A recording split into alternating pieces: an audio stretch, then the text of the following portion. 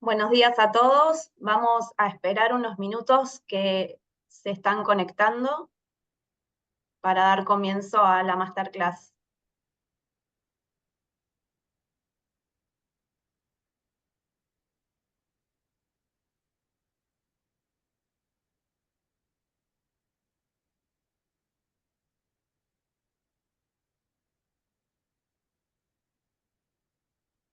Bueno, creo que ahí ya la gente, los participantes se han unido.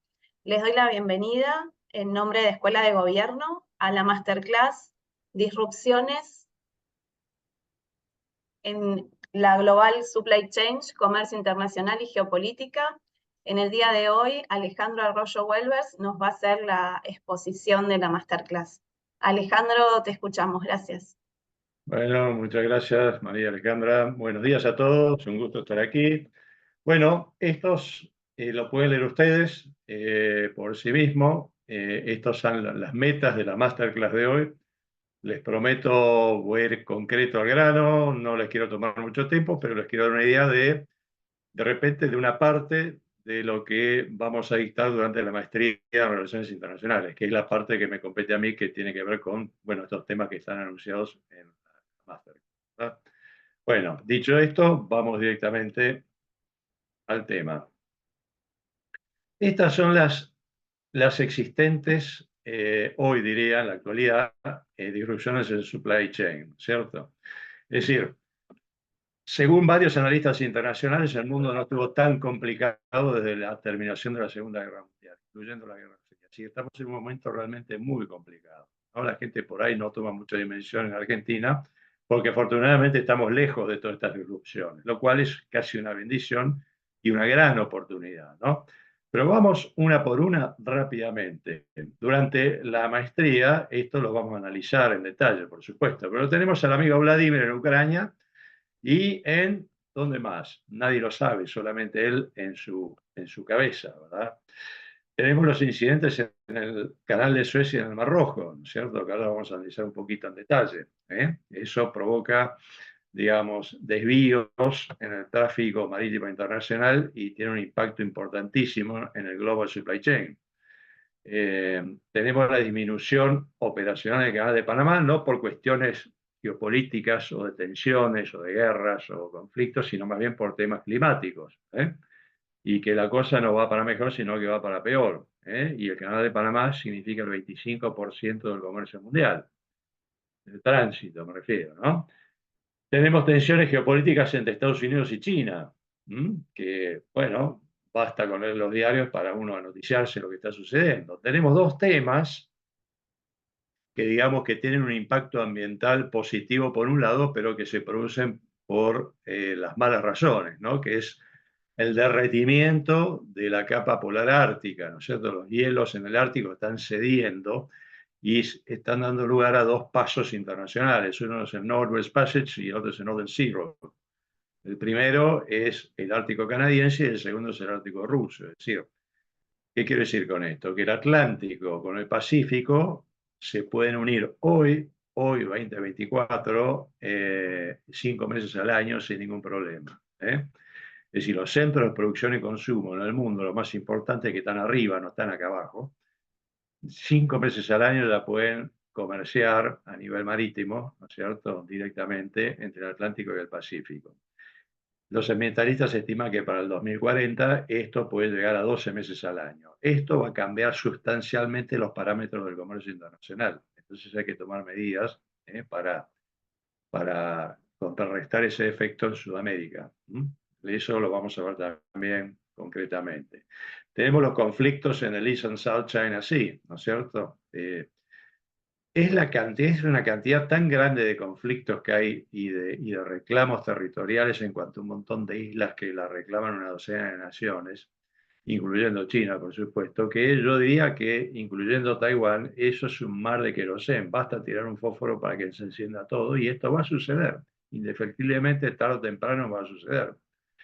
Eh, el amigo Xi Jinping y su apetito por Taiwán. Otra vez, analistas internacionales dicen que la guerra está asegurada. La única duda es cuándo. Cuando esto suceda, esto va a ser otra nueva disrupción en el supply chain y esto va a actuar como gatillador en los conflictos en el South and East China Sea, en un montón de reclamos de islas que hay en la zona. Tenemos en conflicto de Israel, lamentablemente, con Hamas y con Hezbollah, que es 10 veces más peligroso que Hamas, ¿no es cierto? Irán, Siria, Líbano y aledaños. Esto no va a terminar nunca, esto viene de miles de años.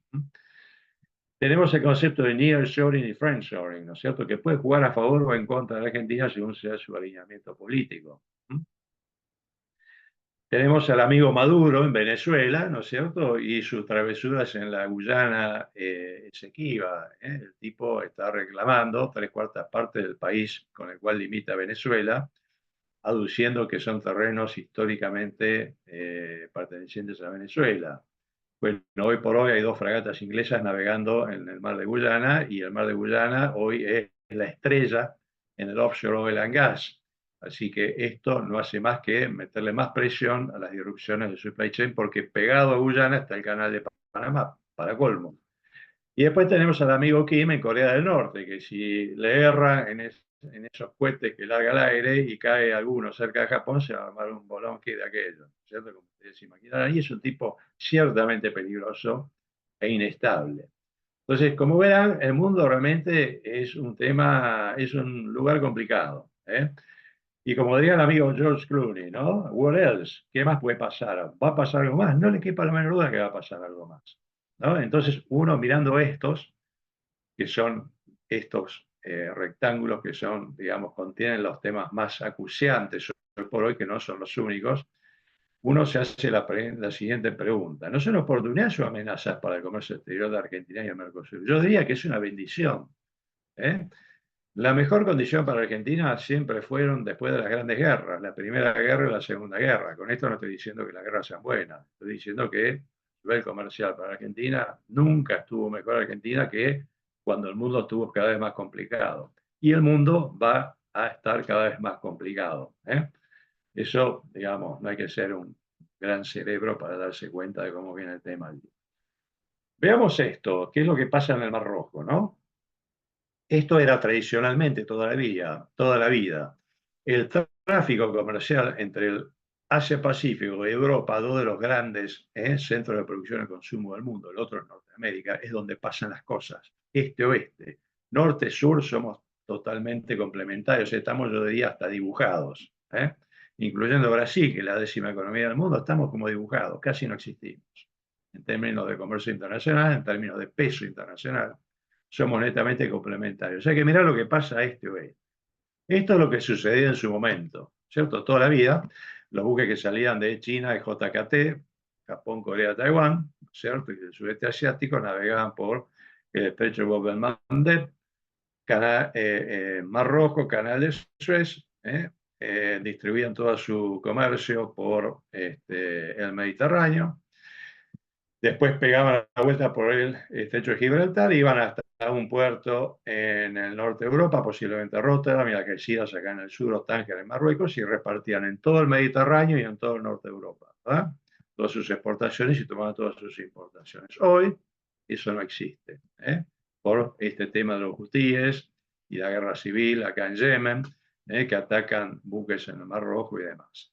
Ahora hay un desvío que es todo a través del Cabo de Buena Esperanza para subir por West África. Y todo esto tiene un correlato, ¿cierto? Y este es el correlato. Fíjense lo que era esto antes, hace poco, ¿no es cierto?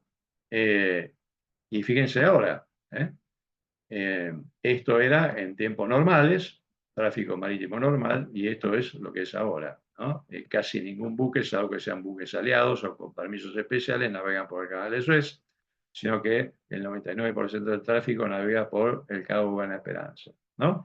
¿Esto qué significa? Significa 10 a 15 días más de navegación, significa 3.500 millas náuticas más de navegación, significa que, bueno, demoras en el supply chain hacia Europa. ¿Y qué impacto puede tener en América Latina esto? Ustedes me dirán, y bueno, pero esto es algo lejano, allá en Medio Oriente, en Asia Pacífico, ¿qué tiene que ver con nosotros? Bueno, déjenme que les cuente, y esto lo vamos a ver de maestría más en profundidad, que el comercio internacional, más del 90%, alrededor del 95%, se transporta por agua, con lo cual el transporte marítimo resulta absolutamente clave. Y en lo que hace al transporte marítimo, se trata de vasos comunicantes.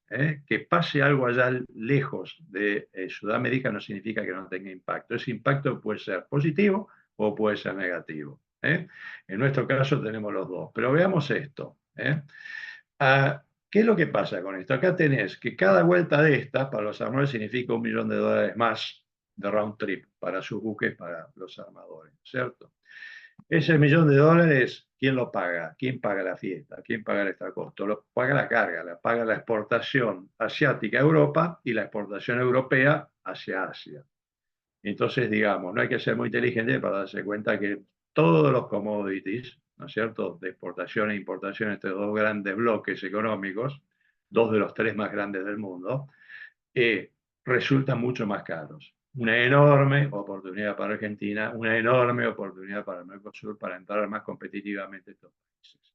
Más allá de que nosotros no tenemos tratados de libre comercio porque Argentina ha decidido hace mucho tiempo ser uno de los países más cerrados del planeta, aspecto que vamos a abordar en unos minutos.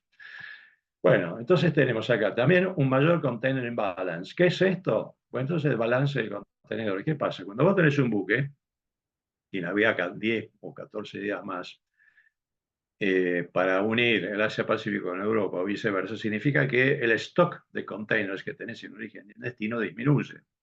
Al disminuir ese stock de contenedores para una misma demanda, bueno, vos tenés una demanda que sobrepasa una oferta de contenedores, los niveles de flete suben. Y al subir los niveles de flete, todas las mercaderías se hacen mucho más caras. No solo eso, sino que aparte vos tenés los riesgos de guerra y los seguros marítimos que tienden a incrementarse. ¿Por qué? Porque a navegar por toda esta zona y pasar por West África, vos tenés acá, bueno, un nido de piratas y vos tenés acá también un nido de piratas importante en el este de África. Y la piratería no es un tema romántico de las películas. La piratería hoy es mucho más peligrosa que en el siglo XVII. ¿Por qué? Porque los piratas tienen tecnología, tienen botes rápidos, tienen hackers, tienen satélites, tienen drones, tienen armas largas, tienen inteligencia, tienen lobby, ¿no? Están asociados con el narcotráfico, con el tráfico de armas. O sea, la piratería hoy es un tema. Y es un tema que hace subir las primas de seguro.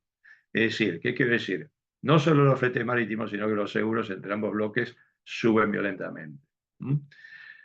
Bueno, necesitas un mayor número de buques para una misma distancia. Tenés congestión de puertos. ¿Por qué? Porque muchos buques pegan la vuelta acá en Sudáfrica y en Sudáfrica descargan sus miles de contenedores y en buques feeder más pequeños, bueno, abastecen a Europa, tanto en el Mediterráneo como en el norte de Europa. A mayor cantidad de buques, mayor ocupación de sitios de atraque, y eso significa más congestión en puertos de Europa, significa más costo para las mercaderías que lleguen a Europa y más costo para las mercaderías que salen de Europa hacia esa parte. Es decir, cada vez el tráfico, el comercio entre estos dos grandes bloques se hace cada vez menos competitivo. No solo menos competitivo, sino que un valor fundamental en el comercio internacional, que es el time to market, tiende a descender. El time to market es cada vez mayor, ¿no es cierto?, en estos bloques. Mientras que el nuestro sigue siendo el mismo, porque para nosotros navegar de la costa de Sudamérica a Europa es exactamente lo mismo. Estamos lejos de todas las tormentas. Bueno, y todos estos aspectos que ustedes acá pueden ver. El más importante, yo diría, es que todas estas demoras tienen un impacto negativo en la manufactura esbelta. Todas las industrias ya no pueden especular con el tema de, bueno, just in time, ¿no? Es decir, trabajo, le doy de comer a mi línea de producción en 3 turnos de 8 horas, 24/7, 365 días al año, ¿no? Eso ya no sucede. Porque hay tantas disrupciones que el industrial dice, ya no puedo mantener la manufactura esbelta, ¿no es cierto? Ahora, el just in time ha sido reemplazado por el concepto de just in case. Entonces, ¿qué hacen las empresas? Se abarrotan de mercaderías, de materias primas, productos en proceso, productos terminados, comestibles, lo que fuere, ¿no es cierto?, para abastecer sus mercados, porque no saben cuál va a ser la próxima disrupción, y no saben cuál es el techo de escalamiento. Pareciera que no va a haber techo. Acá en el canal cerca del canal de Suez y Mar Rojo siguen hundiendo buques, ¿no es cierto? Y acá están todas las Navy del mundo, ¿eh? Acá están todas las armadas del mundo protegiendo, no solo tratando de proteger a sus buques de estos ataques para el comercio internacional, sino también de la piratería. Así que es un tema bien complicado. Esta es una de las disrupciones, ¿no? Y este es un tema un poco técnico, después lo vamos a abordar en detalle, pero digamos, ¿qué quiere decir esto? Que debido a la crisis del Mar Rojo, habrá una menor tasa de scrap. Scrap es demolición, o es, como dicen nuestros amigos los mexicanos, chatarrización. Es decir, hay buques que se van poniendo viejos y van al mercado de chatarrización o al mercado de demolición. Pero como ahora se necesita cada vez más buques para poder atender esa frecuencia disminuida entre Asia-Pacífico y Europa, significa que buques viejos cada vez están dejando de ser mandados al mercado de demolición para mantenerlos en curso. Esos buques son más caros, esos buques requieren más mantenimiento, esos buques requieren más nivel de flete, o sea, encarecen una vez más los niveles de flete. Eso por un lado. Y por otro lado, disminuye la effective capacity. El effective capacity es la relación entre los contenedores disponibles en un puerto determinado y la bodega disponible. Puede suceder, y es lo que está sucediendo hoy, en puertos de Europa y en puertos del Asia-Pacífico para estos tráficos, es que vos tengas suficiente capacidad de transporte en los buques, pero no tengas contenedores disponibles, porque los contenedores disponibles están a bordo de los buques que están navegando por tener que navegar 10 a 14 días más, ¿verdad?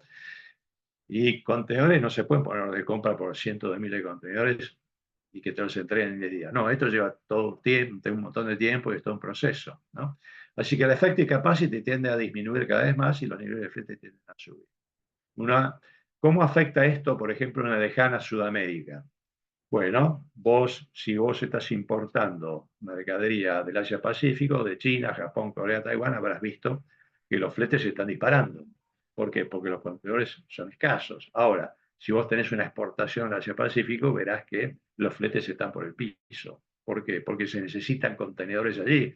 Entonces los armadores, ante ese desbalance, te cobran 2,20 para un contenedor de 40 pesos, uno de 20 pies que salga del Río de la Plata o que salga de Río de Santos, o sea, que salga del Mercosur hacia el Asia-Pacífico. O sea, tiene un impacto negativo y un impacto positivo por otro lado, ¿no? Otro aspecto es el canal de Panamá, ¿verdad? Bueno, el canal de Panamá, fíjense, pasó de operar de 51 pies a 44 pies. ¿Eh? Es decir, ¿qué significa esta bajada de calado? El máximo calado operativo del canal de Panamá fue a partir de su expansión en el 2015 de 51 pies. Ganar economía de escala, fue un ingreso de divisas para el país muy importante, y el 25% del comercio mundial transita o transitaba por allí.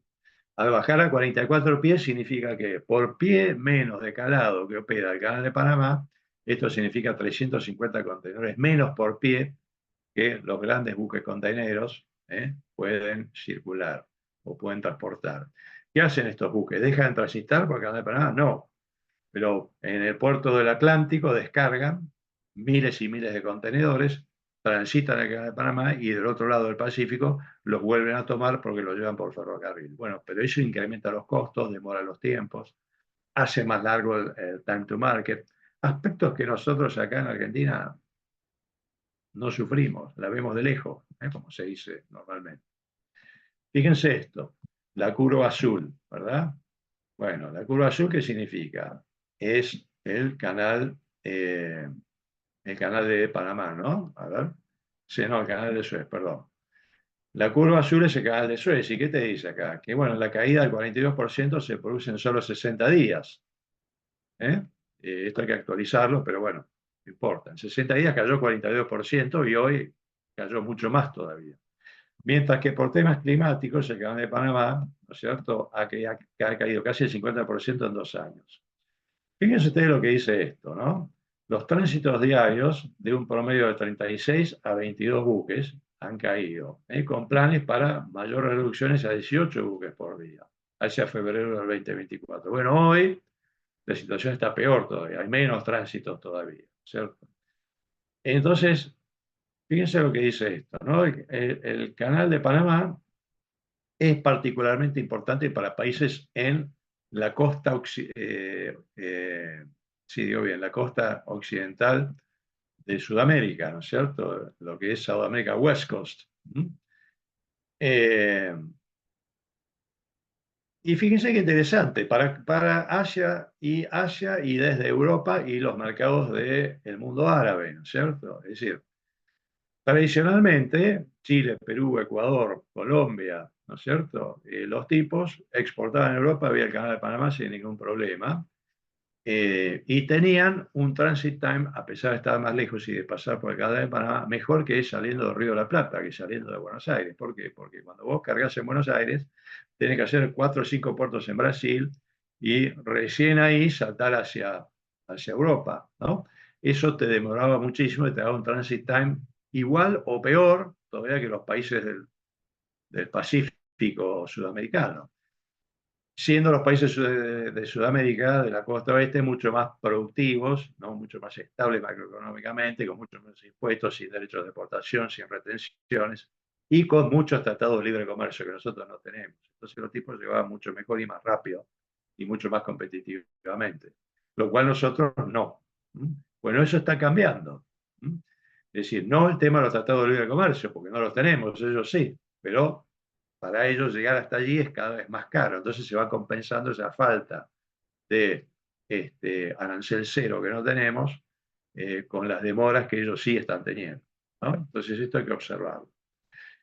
¿Qué pasó en el COVID-19? ¿No es cierto? Fíjense, hubo un boom en el e-commerce, hubo un boom en el restocking de las empresas, hubo muchas congestiones en el supply chain, hubo muchísimas congestiones en los container yards de los puertos a nivel mundial, congestión por puerto, y debido a esta congestión un montón de frecuencias o escalas de buques canceladas, es decir, fue un gran lío, ¿no es cierto?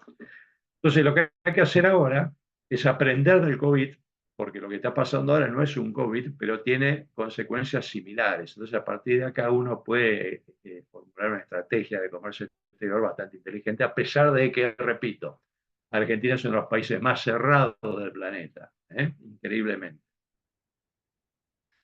Esto que lo vamos a analizar en la maestría, ¿no es cierto?, son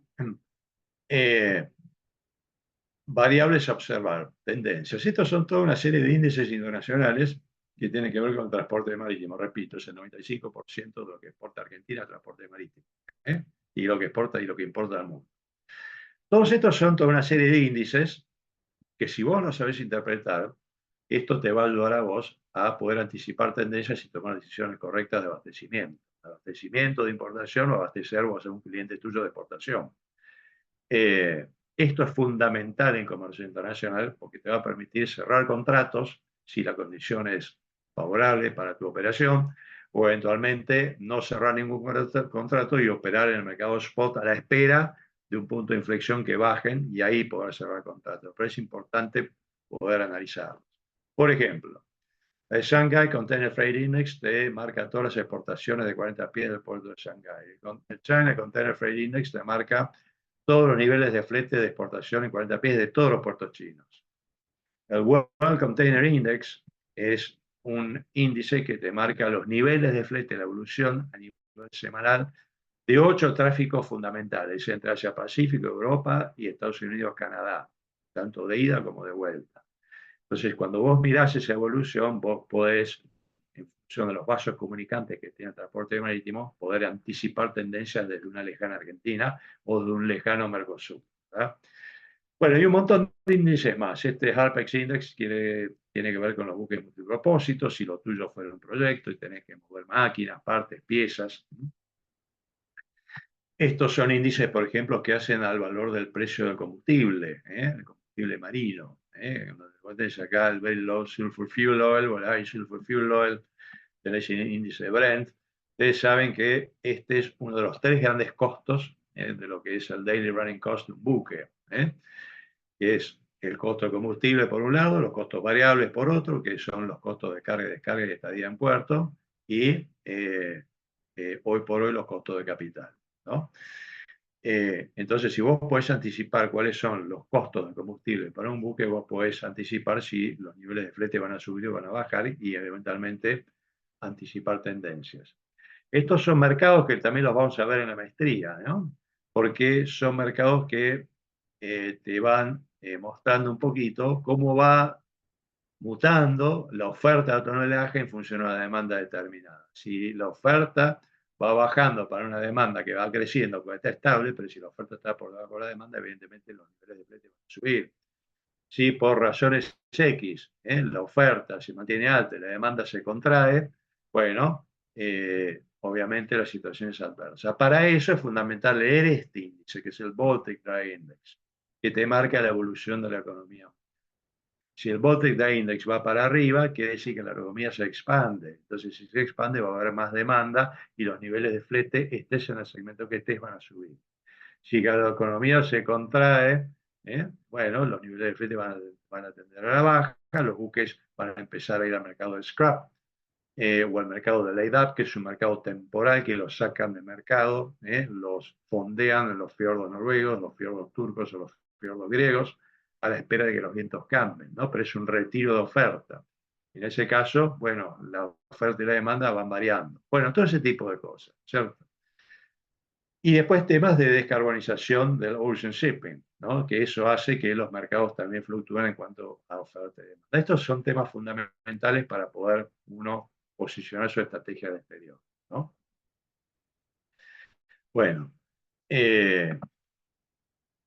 según sea tu segmento de operación, vos seas una cerealera, una automotriz, hidrocarburos, ahora vamos acá también, alimentos enlatados, que Argentina es muy fuerte, por supuesto, refrigerados y congelados, que también Argentina es muy fuerte, farma para importación, minería, energía, productos químicos, fertilizantes, siderurgia, electrónicos, y economías regionales, por ejemplo, y no tan regionales porque el vino hoy, Argentina es un jugador de clase mundial en vino, no es tan regional, ¿no? Salvo que tenemos alguna bodega así en alguna provincia media alejada y de poca escala, pero si no, por lo general es un jugador importante. Bueno, tenés que ver todos estos aspectos, ¿no? Y estos otros aspectos son los que vamos a analizar durante la maestría. Temas de infraestructura asociados a la logística, los mercados, ahora me refiero a esto, temas de estacionalidad, el time to market, que es un valor en comercio exterior, las regulaciones de la International Maritime Organization en cuanto a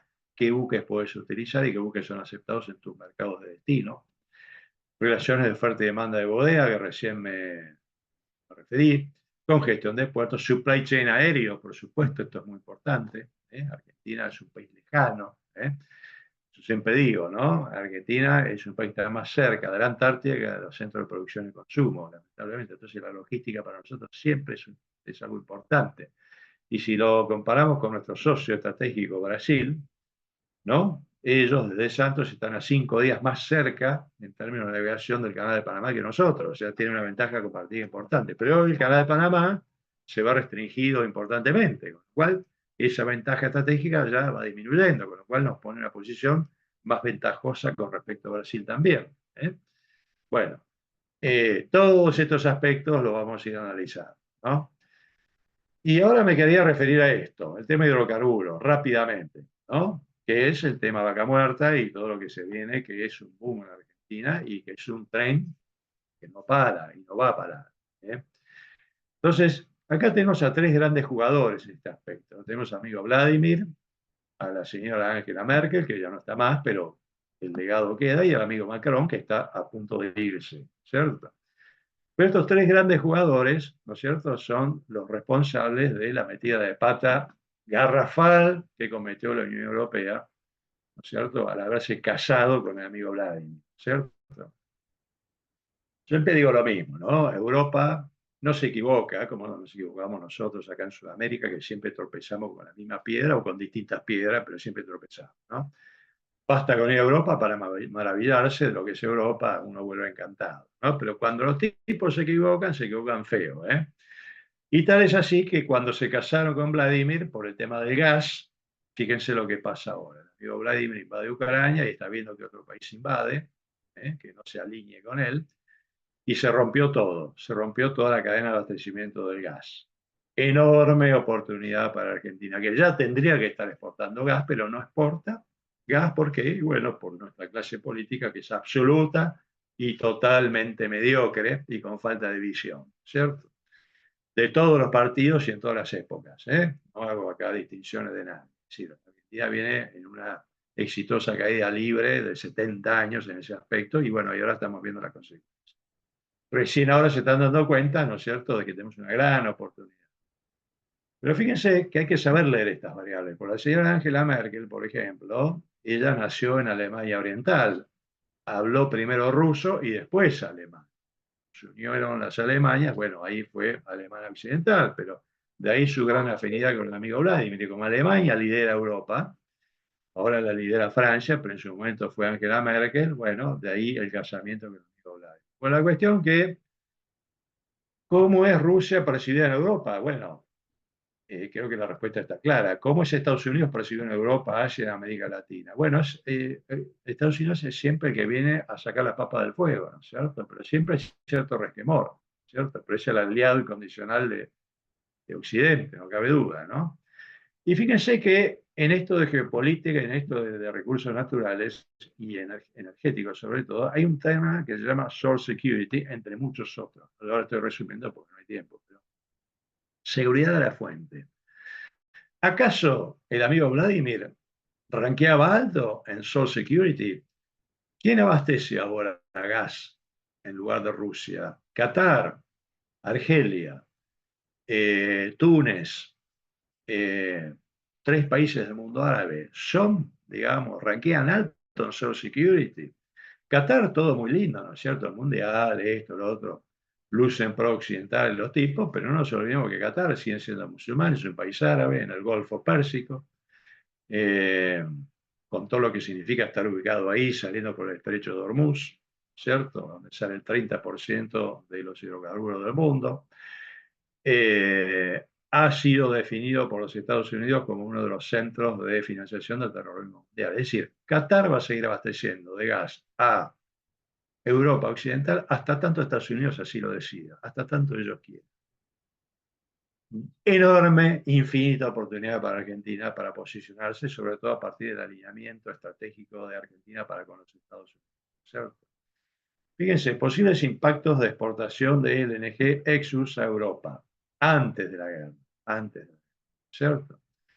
¿Por qué Estados Unidos se metía tanto en Europa con el tema del LNG? Porque los tipos no querían que Europa dependiera tanto del amigo Vladimir. Ellos ya se la veían venir, mayor diversificación de mercado. Reducción de dependencia europea de Rusia con Gazprom. Gazprom no solo abastecía de gas, sino que operaba los ductos, construía y operaba los ductos que llegaban hasta la misma Alemania, ¿cierto? Reducción de influencia de terceros sobre Europa, Norte de África, Medio Oriente, ¿verdad? Reducción de importación europea de gas natural ex Canadá. Canadá es el aliado estratégico, ¿no?, de Estados Unidos y es miembro del USMCA, United States Mexico Canada Agreement, ex NAFTA, pero el que quiere tener, digamos, la sartén por el mango en la relación energética con Europa es Estados Unidos. Entonces, el gas natural que produce Canadá lo exportan directamente a Estados Unidos lo procesa y lo manda en forma licuada a Europa. Y eso, ellos mantienen un poco esa presencia allí en Europa, ¿cierto? Y los liberan a los canadienses para mayores exportaciones al Asia Pacífico. Bueno, todo esto, como ven ustedes, tiene vasos comunicantes que llegan acá a Argentina, ¿cierto? ¿Por qué? Bueno, porque nosotros tenemos el segundo shale gas más grande del mundo y el cuarto shale oil más grande del mundo. Estamos exportando gas, estamos exportando petróleo y vamos a exportar muchísimo más en los años venideros. A partir del RIGI, ¿no es cierto?, se va a empezar a construir la planta de LNG entre Petronas y YPF, posiblemente Punta Colorada, Río Negro, para poder abastecer de gas natural licuado a buena parte del planeta. Tenemos gas para abastecer a quien quiera. Podemos abastecer de gas a toda América Latina y Argentina, por supuesto. Podemos abastecer de gas a todo el Asia Pacífico y podemos abastecer de gas a toda Europa. Es decir, gas nos sale por las orejas, nos falta infraestructura y en eso estamos, ¿cierto? Digamos, no se entiende cómo la clase política no se movió antes, ¿cierto? Pero bueno, ese es otro tema. Uno se preguntará, ¿por qué esto? ¿No es cierto? Esto es el Nord Stream 2. Este es un ducto submarino que iba desde Rusia directamente hasta Alemania. Bueno, un día apareció reventado, ¿cierto? Nadie sabe quién fue, todos miran por otro lado, se hacen los tontos, dicen las malas lenguas que el único país con capacidad para hacerlo era Noruega. Bueno, ciertamente Noruega es un país marítimo 100%, los tipos desde que nacen hasta que mueren viven del mar, y me consta porque yo estudié allí, en Suecia y en Noruega, así que los conozco muy bien. Y bueno, y Noruega hoy es uno de los grandes jugadores en todo lo que es offshore oil and gas, y offshore mining también, otros commodities, y es un candidato de socio para el Mercosur EFTA, ¿cierto? Y Europe Free Trade Agreement, Noruega, Suiza, Islandia y Liechtenstein, ¿cierto? Hoy por hoy están otra vez reuniéndose en Mercosur con el EFTA para ver si de alguna buena vez empezamos a cerrar algún tratado de libre comercio, ¿no? Es un aliado estratégico fundamental. Y esto es lo que yo les decía, por ejemplo, del Baltic Dry Index. Rapidito, les cuento esto, ¿no? Esto es uno de los índices que a vos te marca prima facie hacia dónde va el mundo en términos de economía internacional. Si se expande o si se contrae. ¿Por qué? Porque este es un índice que te mueve o que te mide 4 tipos de buques con distintos tamaños, distintos portes brutos y distintos commodities. El Capesize, que va en realidad hasta 200.000 toneladas de porte bruto, que transporta qué cosa. Bueno, transporta minerales de hierro, carbón, ¿cierto? Es decir, materias primas, evidentemente, que hacen para el acero y para la energía, ¿no? Los Panamax, más que nada para el tema granos, los Supramax también para el tema granos, y lo demás para los Handymaxes y Handysizes para todo lo que son concentrados de cobre, plata, concentrados minerales. Es decir, son todos materiales y minerales que tienen que ver con la expansión de la economía o con la contracción de la economía, ¿no? Entonces, digamos, vos mirás esto y ya sabés si la economía se expande o no se expande, más allá de cuestiones particulares de algún país en particular. Pero en general, el promedio de estos 4 índices te indica hacia dónde va el mundo. Y acá tenés un ejemplo, ¿no? Acá tenés la evolución del Baltic Dry Index a lo largo de, bueno, esto es a la salida del COVID, ¿no es cierto? 21, y después más sentando hacia el 2022. Obviamente, si vos tomás decisiones acá, con el Baltic Dry Index, y tomás posiciones para cerrar contratos de transporte marítimo, acaso Gardel. Ahora, si vos pensás que acá, a una subida del Baltic Dry Index, vos pensás que esto va a seguir subiendo, subiendo, subiendo, subiendo, y cerrás acá contratos de mediano a largo plazo, acaso es un marmota, te equivocaste. ¿Y por qué eso es un marmota? Y porque no supiste leer esa veintena de índices que yo acabo de mostrar, ¿cierto? Si vos lo lees y usás un poquito la cabeza, te vas a dar cuenta que proyectando puedes tomar muy buenas decisiones y parecerte más a Carlito Gardel que a este marmota, ¿no? Un ejemplo más o menos reciente, la crisis de Lehman Brothers en el 2008, ¿cierto? A mí me tocó viviendo en Canadá esto, así que lo sufrí allá. Pero este era un caso típico, ¿no es cierto? Acá el Baltic Dry Index no paraba de subir, subir, subir, subir, subir, subir. ¿Por qué? Porque era un mundo que se expandía. China crecía al 13%, Europa crecía al 6%, Norteamérica que crecía al 5.5%. América Latina, que acá somos toda una manga de inútiles, aún así crecíamos al 2,5%, ¿cierto? El mundo crecía, era un mundo feliz, ¿cierto? Hasta que vino la crisis hipotecaria de los Estados Unidos, impensada, imposible de anticipar realmente, ¿cierto? Bueno, el mundo se cayó como un yunque en el agua, ¡boom! Tal es así que en esta época, en este momento, ¿no es cierto? Vos por ahí charteabas un buque Capesize de 200.000 toneladas para transportar mineral de hierro a China, materia prima del acero, China, segunda economía del mundo, por $30.000 por día, el charteo, el alquiler de un buque en time charter. Esto crecía, crecía, crecía, crecía, y había acá operadores internacionales, ¿no? De la talla de Vale, de la talla de ArcelorMittal, de la talla de BHP Billiton, ¿no es cierto? De la talla de Fortescue Metals Group, tantos otros Anglo-América que decían, no, chartea, chartea, chartea acá, chartea por un año, cerrar por un año, porque esto no para, esto estalla, esto va para arriba, no tiene techo. Acá hubo una mague, hubo una baja, pero esta baja fue estacional y después siguió subiendo. Y acá hubo mucha gente que cerró contratos, fíjense, a $200.000 por día, de 30.000 a $200.000 por día. Bueno, cuando el mundo cayó, allá en noviembre del 2008, bueno, muchas empresas quebraron, gente se suicidó, desastre, ¿cierto? Bueno, Por eso es importante que el Baltic Dry Index hay que leerlo bien, pero conjuntamente con esa docena de índices que les acabo de mostrar, ¿cierto? Que les va a ayudar a ustedes a entender. Esto hay que cruzarlo también con las estacionalidades, por eso esa baja en este momento, ¿cierto? Una baja acá que obedeció a una estacionalidad puramente, no porque se veían venir lo que iba a pasar con Lehman Brothers. Y estas son algunas estacionalidades, por ejemplo, ¿no? Vos acá tenés que, este es el año nuevo chino, cuando el año nuevo chino ocurre más o menos hacia fines de enero, febrero, va cambiando un poquito. Bueno, China es la segunda economía del mundo, entonces la atracción, la demanda mundial cae automáticamente, porque China es un poco el factor de demanda mundial del comercio internacional. Esto vos lo tenés que entender, lo tenés que avisorar, lo tenés que anticipar. Y después hay un rebote importante, ¿por qué? Porque viene el restocking, ¿no es cierto?, el restoqueo de mineral de oro de China, ¿no? ¿Para qué? Porque los tipos, bueno, tienen que hacer funcionar toda su estructura y toda su expansión industrial. Después acá viene una caída que pasa todos los años, un poquito antes, un poquito después, ¿no es cierto? Que es, bueno, un respiro, una vez que sucede, una vez que termina este restocking de iron ore, hay una baja temporal, pero después viene una suba que es la exportación de grano de Sudamérica, ¿no?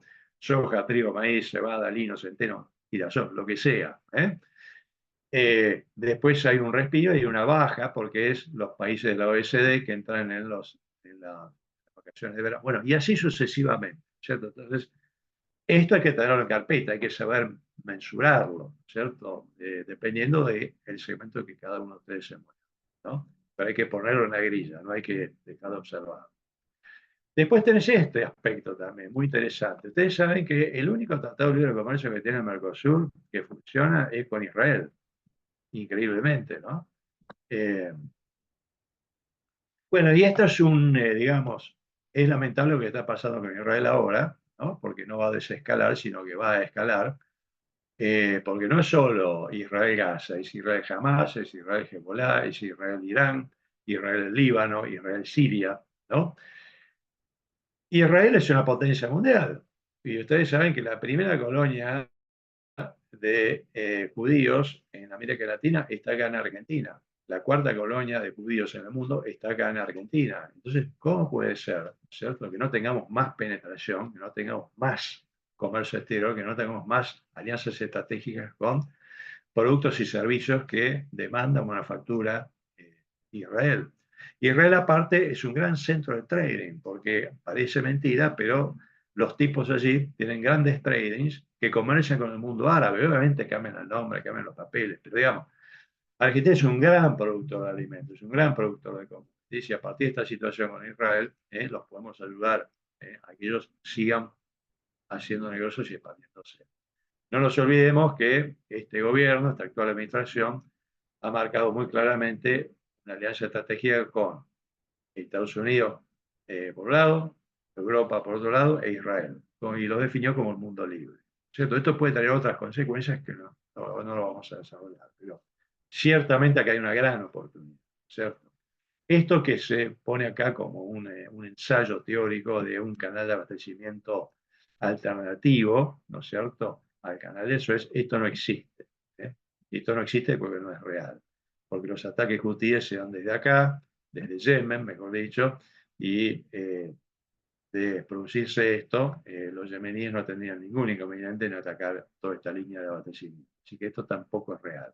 Y esto pasa por el Golfo Pérsico, ni más ni menos, ¿cierto?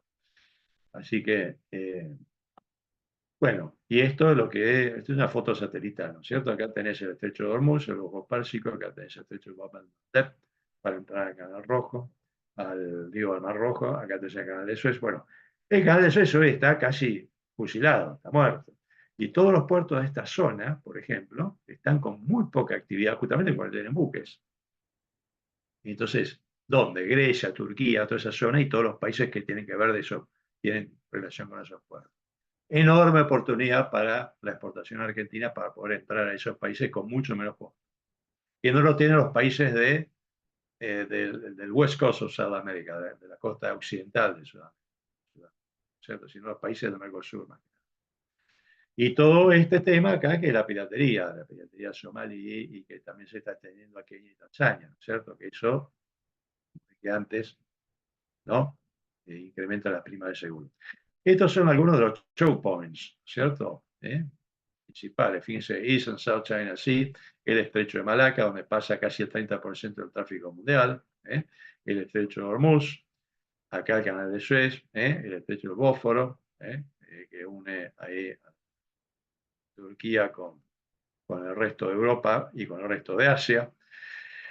Gibraltar, el canal inglés, los estrechos acá, el Danish Strait, es decir, el Ártico canadiense, el canal de Panamá. Pero fíjense lo que dice acá, ¿no? Los conflictos militares en el siglo XXI están rápidamente cambiando a teatros marítimos. El clima, el riesgo político, ¿no? Y la desglobalización significarán desafíos, ¿no es cierto?, que son muy importantes para el mundo en la década por delante. Esto es lo que te dice. Y acá te dice que el flujo internacional de capitales y de mercaderías será más lento, ¿no es cierto? Tendrá mayores riesgos y será más caro en el 2024. ¿Más caro para quién? Para aquellos que estén influenciados por estas disrupciones de supply chain y por estas tensiones geopolíticas. Nosotros nos hemos alejado de todo. Ese alejamiento que nos juega en contra en términos de logística, porque, digamos, estamos donde estamos, porque es así, por la historia y por la biología, lógicamente. Hoy nos juega a favor, sorpresivamente. Es que como que todos los planetas están alineados con Argentina, es una cosa alucinante. Ustedes me dirán, bueno, pero lo mismo para Brasil. No, porque el Canal de Panamá ya no juega a favor de Brasil, juega a favor nuestro. Fíjense, ustedes me dirán, bueno, pero estamos lejos. Bueno, ok, seguimos estando lejos, ¿cierto? Y acá viene el concepto de offshore warehousing. ¿Qué pasa, no es cierto? Si yo soy una empresa argentina, ¿no es cierto? Yo tengo que competir con Australia, porque Australia es mi archienemigo, los tipos se exportan de todo y tienen unas economías de escala envidiables que nosotros no tenemos, aparte de ser un país desarrollado y de tener una macro ordenada, cosa que nosotros no tenemos, pero lejanamente. Entonces, ¿qué pasa? Australia no solo tiene tratados de libre comercio con un montón de países de acá de la zona, sino que aparte tiene pocos días de navegación con el sudeste asiático y con China, Japón, Corea y Taiwán. Mientras que nosotros estamos en la otra punta del planeta, ¿verdad? Ahora, ¿qué pasa si nosotros, de repente, una empresa dice, no, ¿sabes qué? Voy a armar un offshore warehouse acá, como si fuera un centro de distribución en el puerto de Colombo en Sri Lanka, para atacar India ambas costas. O lo voy a armar acá en Singapur, para atacar tanto la costa este de India como todo el sudeste asiático y China, con pocos días de navegación y poder competir con Australia. O voy a ir acá, a un puerto de Sudáfrica, ¿cierto? Para poder atacar, eventualmente, todo el este de África e incluso el mundo árabe. En este caso, vos lo que tenés acá es la piratería. Bueno, este es un problema, ¿cierto? Pero por lo general, el offshore warehouse es algo que vos podés utilizar perfectamente. Es decir, podés extrapolar tu centro de distribución que tenés acá en Buenos Aires, llevártelo a Colombo, a Singapur, a Porquela, en Malasia, o llevártelo donde vos quieras. Podés llevártelo acá a Djibouti. Djibouti es el puerto más moderno de todo el este de África. ¿Y para qué querés estar ahí? Para abastecer el mundo árabe, ¿cierto? O para abastecer buena parte de África. Fíjense, hablamos de Singapur, ¿no? Bueno, PIB per cápita, $72.000, casi 73.000, 2021, ¿sí? Fíjense, Singapur, hoy Mercosur-Singapur, ¿cierto? Es algo que se plasmó, está plasmado. Hoy se están traduciendo al inglés, perdón, al inglés, al castellano y al español, los protocolos del Tratado de Mercosur-Singapur. Es decir, pareciera que iría avanzando. ¿Qué es Singapur? Mira, bueno, es un país pequeño, sí, es un país pequeño, pero fíjense este pequeño país. Inversión directa en América Latina, 2020, 127.000 millones de dólares, a los cuales Argentina vinieron cero. Inversión directa global, 930.000 millones de dólares. Obviamente no es solo Singapur, es que es un centro, un nodo de capitales financieros y de ahí se reparten al mundo. Pero Singapur, ¿no es cierto?, es una potencia en sí misma, de todos modos. Y estos son todos los, digamos, los segmentos que se están tratando en este Tratado de Libre Comercio Mercosur-Singapur. Hay que estar atento porque Singapur es la entrada hacia el Asia-Pacífico. Siguiendo con este tema del offshore warehouse, no hace falta irme al Asia-Pacífico, también tienen que competir con los muchachos del barrio, con los latinoamericanos. ¿Por qué? Y bueno, porque toda la parte occidental, ¿no es cierto?, lo que es el Sudamérica West Coast, Chile, Perú, Ecuador,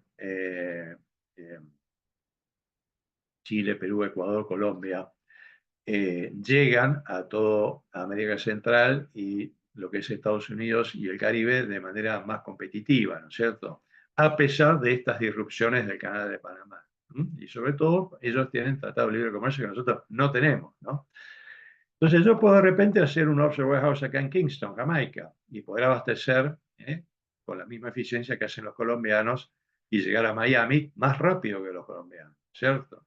O abastecer América Central, que es justamente nuestro principal cliente en maquinaria agrícola, por ejemplo, a pesar de no tener nosotros un tratado de libre comercio y todo lo demás sí.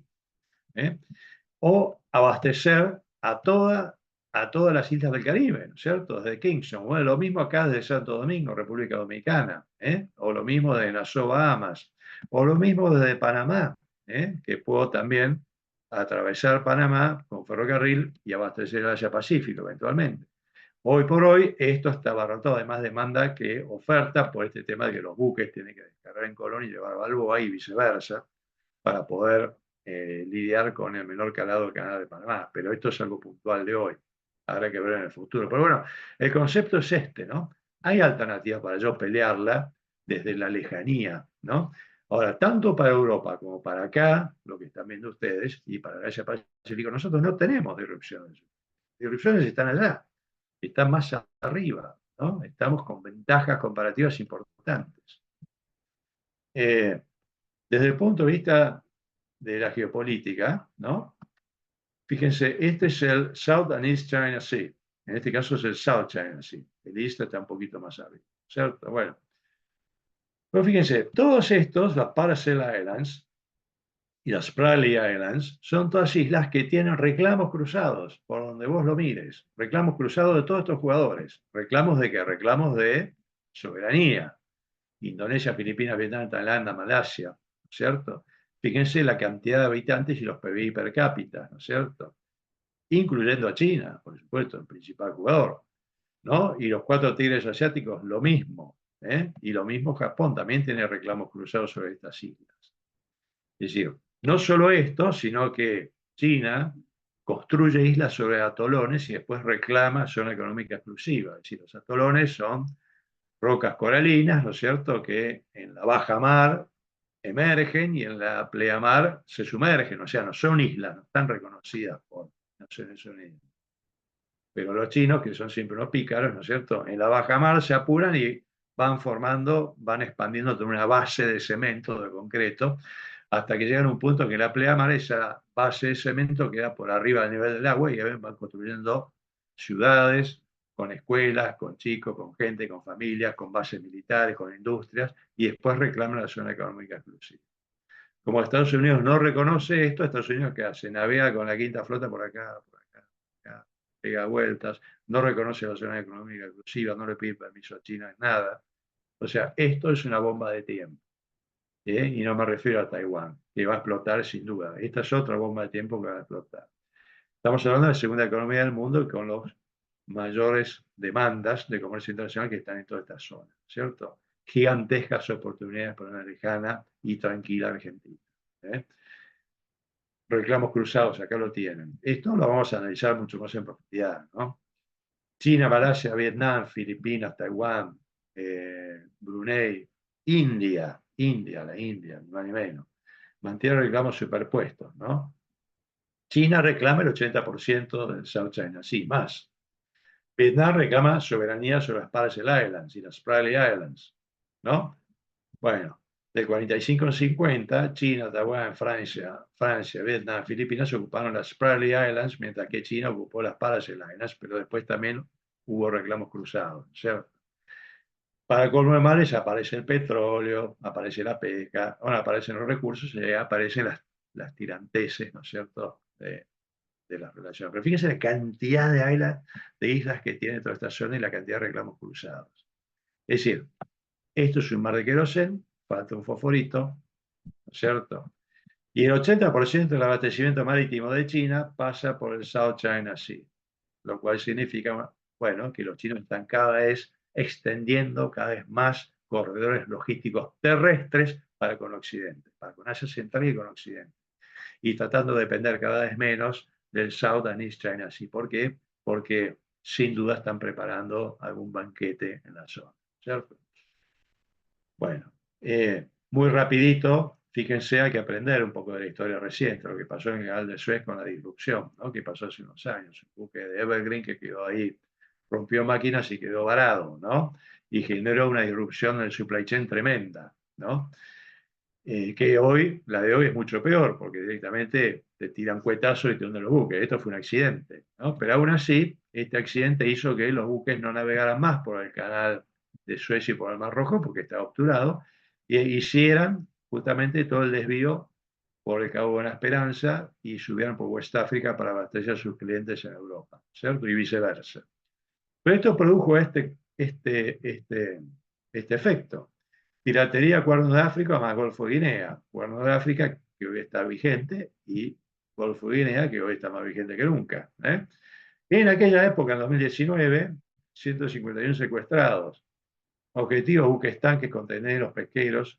Esto significó para los armadores, igual que hoy, mayor tiempo de navegación, mayor time to market, menor costo de combustible. ¿Por qué? Porque los armadores, para bajar costos, navegaban a 7, 8 nudos en vez de navegar a 15 o 16, a la mitad de la navegación. Eso no pasa hoy, ¿cierto? Pasa, pero en menor medida. Mayor exposición al riesgo, menor nivel de flete marítimo, en este caso, porque, bueno, porque estábamos en pleno COVID. COVID, el comercio mundial se retrajo, se contrajo brutalmente, entonces no había la demanda que hay hoy. Hoy pasa exactamente lo contrario, el nivel de flete sube, ¿no? Bueno, fuerte caída de la economía mundial, como les comentaba, y en el 2021 hay un rebote, ¿cierto? Bueno, y el canal de Suez en 2019, 19.000 buques, con 1.200 millones de toneladas, ¿no? Entonces vos tenés que pensar y ver y aprender de estas incidencias, ¿no? Y pensar si vos fueras armado, si vos fueras exportador, importador, si fueras trader, cuál sería tu estrategia si vos operás en el mundo árabe, si operás en el Asia Pacífico, si operás en Europa también. Muy rápido. Fíjense, esto es base 2021, ¿no? Pero es para poner en orden de magnitud, no interesa. No. Pero fíjense, estas son las exportaciones de cada país, ¿no? Chile exporta más que nosotros, Perú en términos de exportación por habitante exporta más que nosotros. Chile y Perú tienen varios tratados de libre comercio, Argentina no tiene ninguno, o uno solo, digo yo. Fíjense Brasil, Brasil es la 10ª economía del mundo, ¿no es cierto? Su PIB es 5 veces más que el nuestro, y sin embargo los tipos tendrían que estar exportando 400.000 millones de dólares en el 2021, y no, exportan un poco más que nosotros, o el doble o el triple, digamos, no 5 veces más. Justamente por esa cerrazón que tiene Brasil, ¿no? Bueno, acá tenemos el EFTA, la Unión Europea, y fíjense las disrupciones que existen hoy, ¿no es cierto? Que están entre el Asia-Pacífico, Europa, dentro de Europa, por el amigo Vladimir, Israel, el Medio Oriente, Canal de Suez, todo esto acá que está lleno de congestión, piratería acá, piratería allá.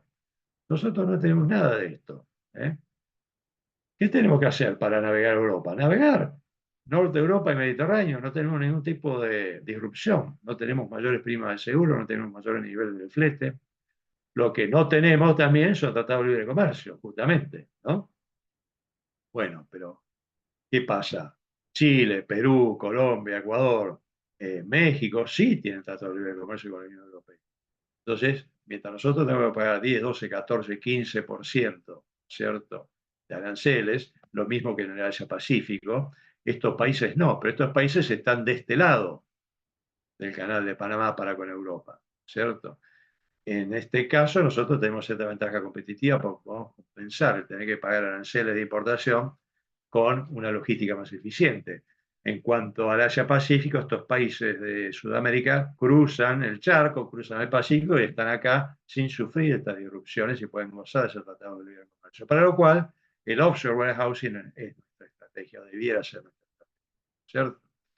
Así que todas esas son cosas que hay que mirar atentamente, ¿eh? Hay que mirar muy atentamente. Acá tenemos el sudeste de Asia, que son 700 millones de tipos, ¿cierto? Que recelan de China, recelan de Estados Unidos también. Vietnam es nuestro cuarto socio comercial. ¿En qué? En soja. Fenómeno. ¿Qué más? Nada más. No le exportamos más nada. Entonces, ¿cómo puede ser que seamos el cuarto socio comercial y no tengamos ningún acercamiento, ninguna evolución de valor agregado de nada? Atención Cancillería, pero atención también el privado, que se tiene que mover, tiene que salir de la zona de confort. Vietnam, Tailandia, son países que necesitan de todo y recelan de China, recelan de Estados Unidos, y el Mercosur no sabe ni dónde queda los tipos. ¿Eh? Y acá también, grandes oportunidades en friendshoring y nearshoring. ¿Eh? Bueno, fíjense, esto es lo que yo les decía. ¿Ven? Australia tiene una posición, digamos, logística mucho más conveniente y tiene tratados de libre comercio muy convenientes con él, ¿cierto? Con todos estos países, o la mayoría de ellos. La única forma nuestra de poder competir es con un offshore warehouse y tratar de eficientizar la logística. Hasta tanto, bueno, empecemos a tener algún tratado de libre comercio, a ver si la política se pone las pilas de una vez por todas y dejemos de la tontería de vivir con lo nuestro, ¿no? Y nos ha llevado a la situación en donde estamos. ¿Qué pasa con Nueva Zelanda? ¿No? Nueva Zelanda es un país también que está alejado, está bastante más alejado a nivel logístico. Bueno, a ellos les va a costar más competir con nosotros en ese sentido.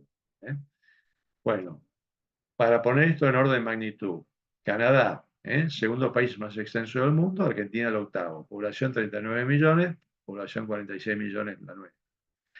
La Expo y la Impo representan cada uno promedio 2,5 puntos del comercio mundial. Lo nuestro, 0,30 comercio mundial. O sea, nada. PIB per cápita, $55.000 base 2022. El nuestro, $13.600. Tasa de apertura de la economía, esto es exportación más importación dividido el PBI, 82%. Es un país abierto al mundo. Nosotros, 18%. Entonces, digamos, a los datos me remito. ¿De qué nos sirve vivir con lo nuestro? ¿De qué nos sirve estar encerrados en el mundo? ¿De qué nos sirve aislarnos del mundo? Esto nos ha traído pobreza. La única salida que tiene Argentina a este atolladero, la única que hay, no hay otra, es que Argentina se globalice en el contexto del Mercosur, gane mercados, firme tratados de libre comercio, haga una reingeniería de sus operaciones, de su oferta exportable y salga al mundo a exportar y salga al mundo a importar y a industrializarse y dar valor agregado. Obviamente que la política tiene que hacer lo suyo, tiene que pagar impuestos, todo ese tipo de cosas que lo sabemos, ¿cierto? Y infraestructura. Infraestructura. El RIGI para eso es fundamental, ¿no es cierto? Ya está aprobado. Es decir, pareciera que hay una nueva avenida de desarrollo para Argentina, nuevas oportunidades. Ya para terminar, llevamos esto en términos médicos, ¿no? Y para poner un poquito de humor. El colesterol, que todos siempre lo medimos, yo por lo menos me lo mido todo el tiempo. El colesterol LDL, el malo, ¿no? En términos que nos interesa a nosotros y que vamos a ver durante la maestría, disrupciones globales. Just in case en vez de just in time, ¿cierto? Que significa capital movilizado, costo de oportunidad. Es un paliativo, pero no es lo mejor, ¿no? Licencias de importación siempre es un lío importante en Argentina, red vial deteriorada, por eso no hay bitrenes, no existen rodotrenes, congestión de puertos, falta de calado, ¿no es cierto? Mirar la hidrovía es un lamento indio. La hidrovía hoy con 34 pesos su parte troncal tendría que estar ya en 40 pies. Pero ¿qué hacemos? Nos seguimos reuniendo en comisiones binacionales y biprovinciales a ver qué hacemos. Hace 20 años que nos seguimos reuniendo. Lo que hay que hacer es dragar, llegar a 40 pies, ganar economía de escala y exportar, llenar de granos el mundo, ¿cierto? Estacionalidades de tráfico, demoras última milla, primera y última milla, descarbonización, mayor demanda de bodega, tasa de inflación, ferrocarriles, ferrocarriles, piratería, y esas zonas que mencionamos, algunas zonas con terrorismo, mayor lead time, valor del petróleo que impacta en la oferta exportable, conflictos sociales, escasa mano de obra, meteorología, bueno, etcétera, etcétera, etcétera.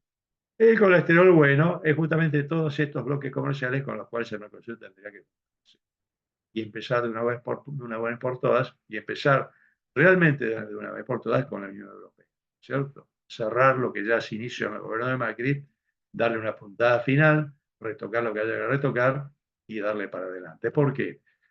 Porque cerrar con la Unión Europea significa que más del 80% de la oferta exportable de Argentina entra, si se firma esta noche, mañana con cero arancel. Y el 90% de la oferta exportable europea, que son mayormente manufacturas de origen industrial, entra en Argentina y en Mercosur con una desgravación arancelaria gradual de hasta 15 años. Esto va para los que dicen que sería un suicidio, es decir, mensaje para los empresarios prebendarios, mensaje para los cómodos políticos que ganan fortuna sin bajar los impuestos. ¿Cierto? Está más claro que el agua. Argentina se tiene que unir al mundo, la política se tiene que ayornar, se tiene que achicar, tiene que dejar de ganar fortuna, tiene que bajar impuestos. Los empresarios prebendarios tienen que iniciar reingeniería de operaciones, tienen que empezar a competir en serio, no vender cocinas o línea blanca de hace 60 años, y carísimo y mala. Se tienen que ayornar, tienen que dejar que el país crezca, como hicieron Canadá, Australia, Nueva Zelanda, infinidad de países en el mundo, ¿cierto? Es decir, a mayor integración, mayor comercio, ¿cierto? Y mayor riqueza. No hay fórmulas secretas en esto. Fíjense, Argentina sorprende cada tanto, ¿no? Ustedes saben que Argentina es el país, el tercer país con mayor superficie de productos orgánicos sembrada, ¿cierto? Bueno, eso es el privado, ese es el privado que quiere salir de la zona de confort, que quiere competir con ecocertificaciones y demás. Hay una gran oportunidad. Y esto es totalmente federal, va desde Jujuy hasta Tierra del Fuego, la producción orgánica. Está muy diversificada y es muy interesante, hay mucho para crecer. Y ojo con las economías de carbono, y las economías de carbono dentro del Tratado Unión Europea-Mercosur, Unión Europea-Mercosur, está establecido un fondo de 740.000 millones de euros para que empresas europeas agarren esos fondos, vengan al Mercosur, desarrollen negocios en el Mercosur que sean ambientalmente amigables, o sea, que mejoren sus economías de carbono. ¿Por qué? Porque ellos necesitan bajar esas cantidades infernales que tienen de emisiones de dióxido de carbono a la atmósfera. Porque digamos, todas las desgracias ambientales son por culpa de ellos, no es culpa nuestra, es culpa del hemisferio norte, nosotros estamos dibujados, si no tenemos ni industria. Entonces, Argentina, un país totalmente verde, que puede atraer capitales orientados a las economías de carbono. Y parte del protocolo es que esas empresas tienen que ir a los países del Mercosur, generar empleo, generar riqueza, generar bienestar y desarrollar industrias que capturen más dióxido de carbono del que emiten para poder mejorar las condiciones de carbono de allá, de los países de origen, por los acuerdos de París 2050. Son oportunidades gigantescas. Son como trenes, no trenes, son convoyes de trenes que pasan por Argentina y no nos subimos ninguno, nunca ninguno. Yo no puedo creer esto, ¿cierto? Entonces, la política, ¿dónde está? Están paviando con el Parlasur y no hacen nada. Entonces, hay cosas que no se entienden, ¿cierto? Bueno, pero pareciera que de a poquito vamos yendo hacia ese lugar, ¿cierto? Pero los privados tenemos que ir, no, siempre estamos, digamos, varios kilómetros antes de la política. ¿No? Hay que tomar esas decisiones antes.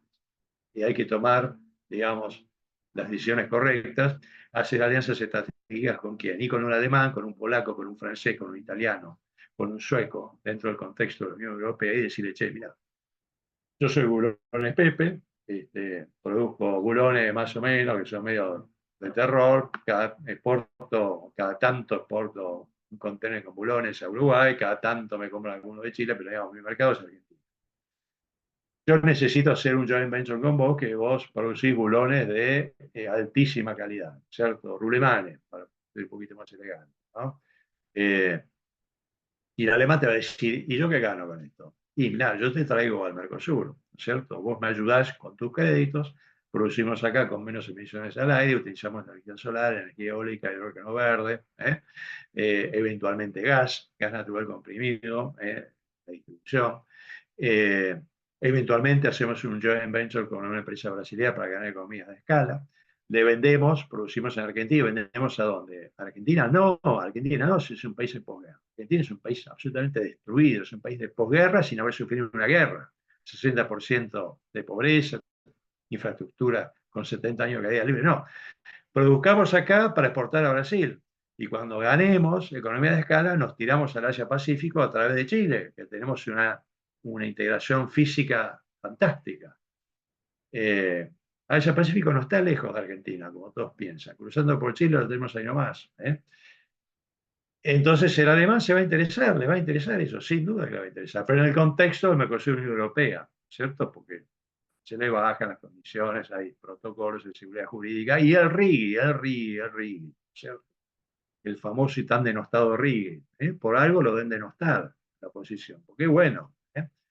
Bueno, hay un montón de oportunidades, y en el sector orgánico, pero ni hablar. Bueno, un último caso ya, y ya terminamos. Un caso práctico, caso Barris, Estados Unidos, Canadá, ¿no?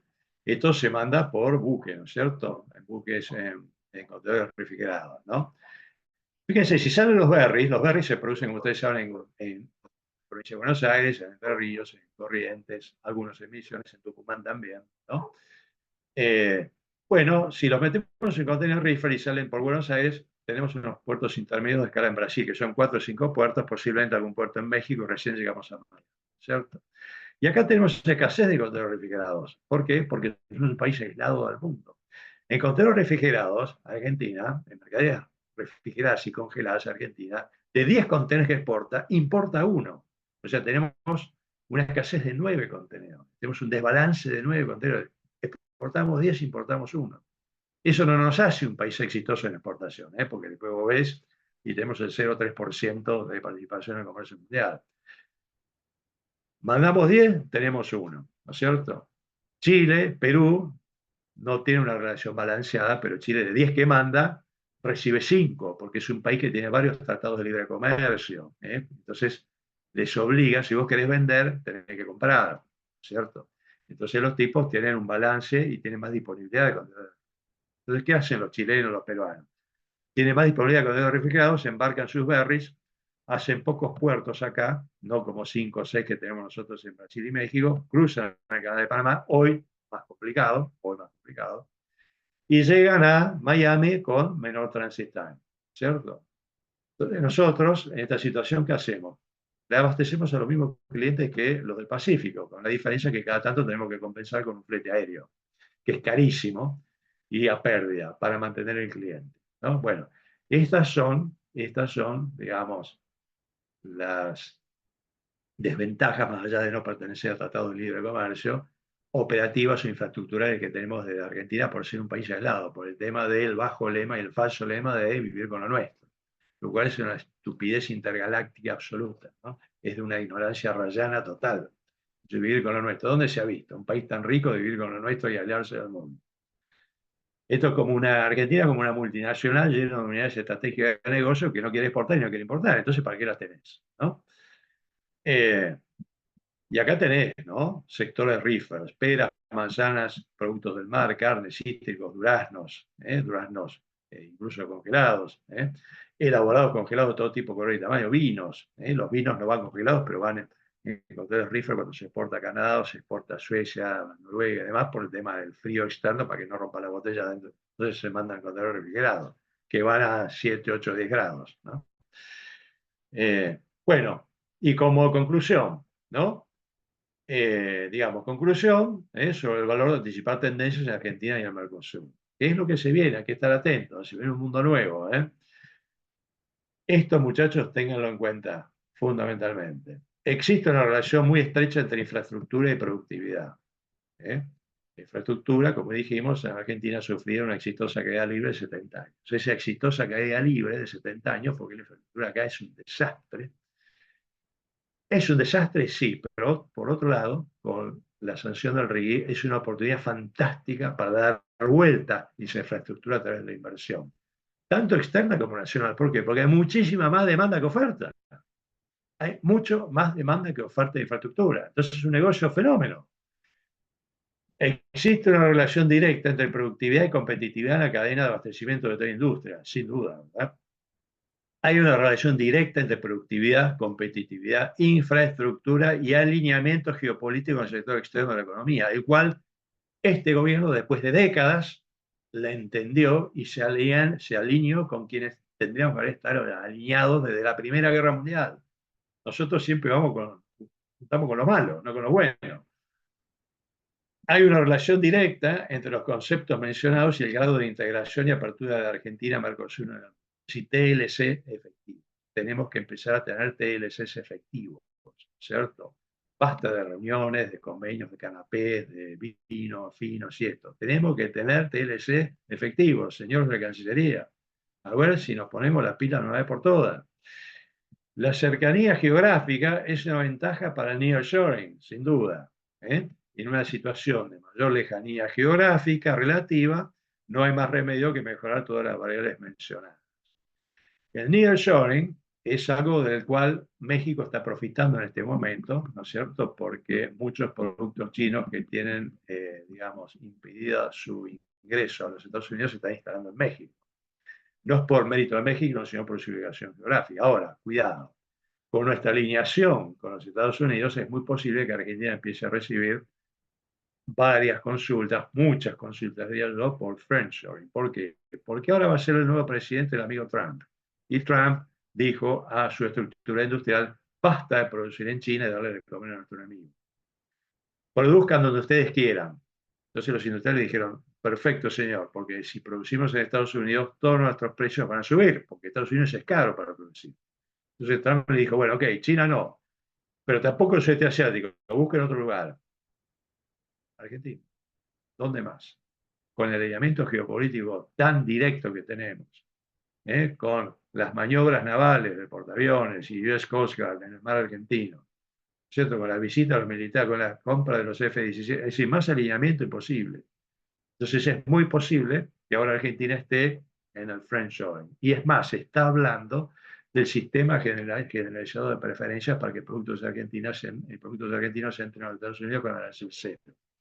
Lo cual sería una gran cosa, porque sin tener un tratado de libre comercio tenemos un SGP que podemos entrar a Estados Unidos como fue hace muchos años. Si hay grandes oportunidades, el mundo está cambiando, hay que estar muy atento. Entonces, el concepto de friendshoring también es una oportunidad de oro para Argentina, toda vez que mejore su infraestructura, sus procesos, su supply chain y su clima de negocios. Le hace reformas. Las reformas recién empiezan, ¿cierto? ¿Quiénes están en contra de las reformas en Argentina? Hay que leerlo esto también, ¿no? Bueno, los que no quieren que Argentina cambie, porque quieren mantener sus ventajas, sus privilegios, los privilegios típicos de la política. Bueno, esto está cambiando. Mal mensaje para los prebendarios, buen mensaje para aquellos que están a favor del cambio, ¿no? Va a llevar un tiempo, va a ser difícil, va a ser traumático, pero sin duda que Argentina está en un proceso de cambio. Y la única forma que Argentina salga para adelante es a través del sector externo de su economía. No hay otra. Esto es inversión y sector externo de la economía. Bueno, gracias muchachos por su atención y si hay algún comentario oral, escrito, preguntas, dudas, encantado de responder. Alejandro, ahí en el chat están consultando expectativas positivas para Mercosur en general y Argentina en particular. Sí, sin duda, yo soy muy optimista con esto, no va a pasar en una semana, ¿no es cierto? También el amigo Milei se tiene que calmar con Lula, ¿no es cierto? Es decir, tenemos que poner un poquito más las relaciones en paños fríos, pero sin duda que las expectativas son buenas. Ahora hay una derechización en Europa, ¿no? Los europeos ya están, digamos, no es un secreto a voces, sino que ya están hablando con micrófono abierto de que es necesario para ellos el Mercosur, Unión Europea. ¿Por qué? Porque se han dado cuenta de que con el amigo Vladimir ha metido la pata no solo no le compran gas, sino que ya no le pueden vender un montón de manufacturas de origen industrial. Ahora están viendo que lo mismo pasa con Xi Jinping. Y Xi Jinping es un tipo que va a atacar Taiwán o va a tener otro conflicto en el sudeste asiático, en el Southern Eastern Asia en cualquier momento. No es un tipo confiable, ¿no es cierto? Es aliado de Putin, aliado de Kim en Corea. Entonces los europeos están realmente asustados con este tema.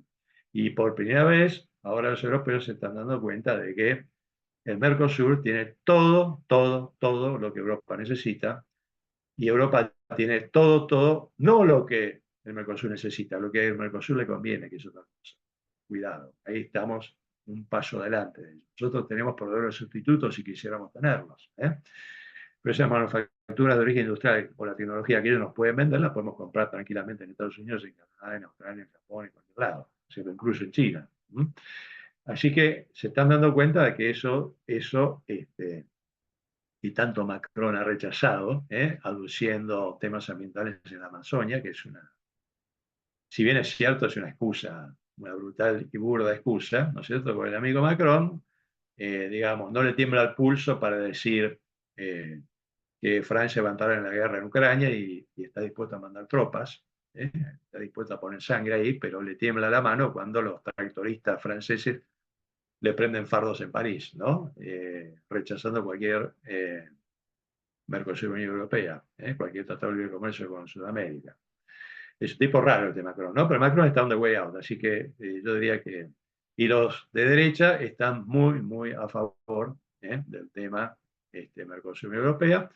Ya digo, porque tenemos todo lo que necesitan ellos y porque hay un alineamiento geopolítico muy importante a Argentina, que hoy a nivel político internacional, yo diría que es más relevante que Brasil, lo que no ha pasado nunca en la vida, ¿no? Así que yo creo que hay muy buenas perspectivas. No solo eso, Mercosur Singapur. Singapur es la entrada al RCEP, Regional Comprehensive Economic Partnership, un tercio del PIB mundial, un tercio del comercio mundial y un tercio de la población. Ojo, es la caja de Pandora. Cuidado con eso, y Singapur puede ser un gran jugador en el offshore oil and gas de Argentina, en la industria naval de Argentina, en el polo petroquímico de Argentina y en todo lo que tiene que ver con la logística, los puertos, centros de distribución y demás.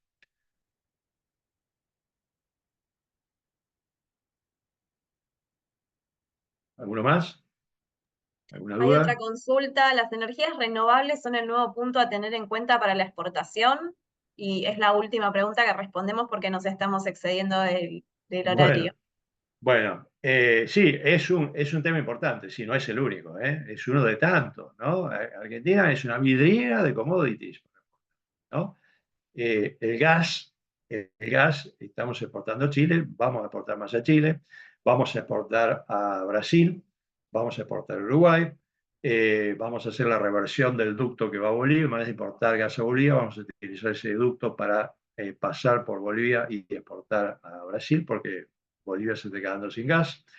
El gas lo vamos a enfriar a 162 grados y lo vamos a exportar a nivel líquido, ¿no? Lo que se llama Liquefied Natural Gas, con esta planta de Petronas que va a construir.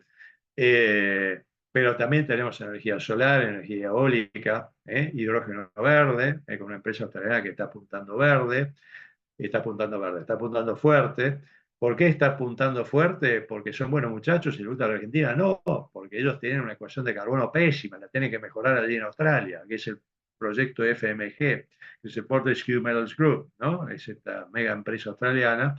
Y ya están hace rato, están haciendo mediciones de aire y demás por el tema de la electrólisis y poder producir, bueno, energía a partir de hidrógeno verde a partir de la electrólisis, ¿no? Que separar el agua del oxígeno. Así que hay mucho para hacer ahí. Las energías marinas con la Patagonia, uno de los lugares con más energía marina del mundo, ¿no? Hay para desarrollar lo que vos quieras. Petróleo, bueno, ya. Bueno, les agradecemos a todos por haberse conectado y los esperamos para ampliar en la maestría en Relaciones Internacionales. Gracias. Bueno, gracias y a disposición por cualquier consulta. Buen día. Hasta luego.